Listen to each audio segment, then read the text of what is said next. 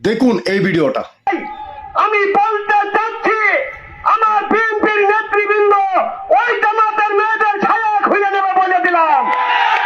যদি আবার আপনারা দেখুন এই যদি হয় আমাদের দেশের রাজনীতিবিদদের অবস্থা, এই যদি হয় আমাদের দেশের নেতাদের অবস্থা, তাহলে আমাদের মা বোনরা কাদের উপর ভরসা করবে?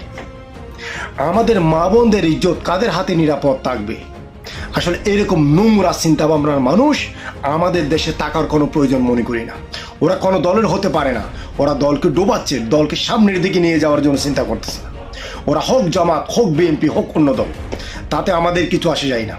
এই সমস্ত মানুষকে আইনের আওতায় এনে উপযুক্ত শাস্তি দেওয়ার প্রয়োজন আছে। আজকে যদি ঘটনাটা এরকম হইতো, তার মা যদি জামাতকে ভালোবাসতো, তার বোন যদি জামাতকে সাপোর্ট করতো, তার ওয়াইফ যদি জামাতকে ভোট দিত, তাহলে কি বলতো তাদের নেতাকর্মীদের, আমার ফ্যামিলির মানুষগুলো ছায়া ব্যালন্স করে নিয়ে আসো? আসলে এরকম নোংরা চিন্তা ভাবনার মানুষ আমাদের দেশের জন্য মহামারীর চেয়েও ভয়ঙ্কর একটা রোগে পরিণত করতেছে। এরা নাকি আমাদের দেশটা পরিচালনা করবে।